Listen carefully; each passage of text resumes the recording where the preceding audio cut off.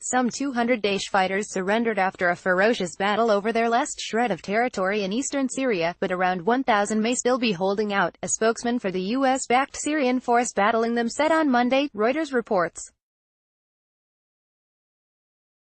The jihadist group faces defeat in Baghouz on the banks of the Euphrates, but it still holds remote pockets of land further west and has launched guerrilla attacks in other areas where it has lost control.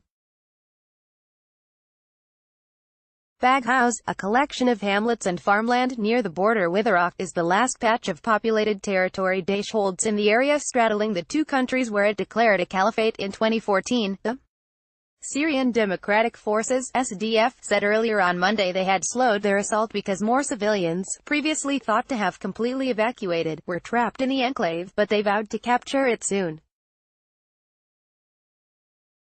A convoy of trucks was seen heading into Baghouz in the morning, and Mustafa Bali, head of the SDF media office, said some 200 jihadists had left in a group of about 3,000 people after the SDF opened a corridor for them to flee. Before the clashes began, we thought there were 1,000 to 1,500 terrorists. In the past 3 days, of course, the terrorists endured casualties and today about 200 terrorists surrendered, so we think the number of terrorists could be around 1,000 give or take, in addition to civilians stuck inside, he told Reuters. The fighters hail from a number of countries including Uzbekistan and Turkmenistan, said an SDF faction which distributed photographs showing men separated from women and small children. Daesh has gradually fallen back on Baghouz as its fighters retreated down the Euphrates in the face of a sustained assault by local and international foes after its grotesque displays of cruelty aroused global fury. Despite the setbacks, the group remains a deadly threat, developing alternatives to its caliphate ranging from rural insurgency to urban bombings by affiliates in the region and beyond, many governments say. Read, on brink of Syria defeat, Daesh unleashes car bombs. The SDF resumed its assault on Baghouz over the weekend, the culmination of a campaign that included the capture of Raqqa in 2017, when Daesh also lost other big cities including Mosul in Iraq.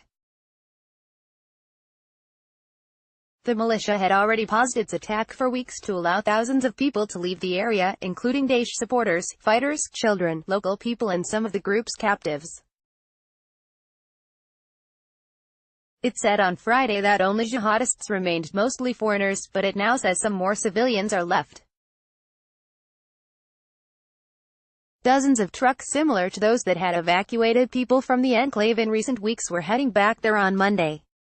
Sean Ryan, a spokesman for the US-led international coalition backing the SDF, said he could not verify who Daesh was holding but hoped they would be released unharmed.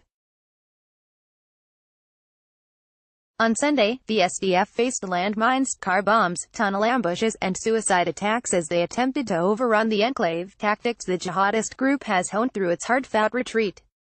Reuters photographs from Baghouz on Sunday showed dark plumes of smoke rising above houses and palm trees, and SDF fighters shooting into the Daesh enclave. While the capture of Baghouz would mark a milestone in the fight against Daesh, the group is expected to remain a security threat as an insurgent force with sleeper cells in some pockets of remote territory.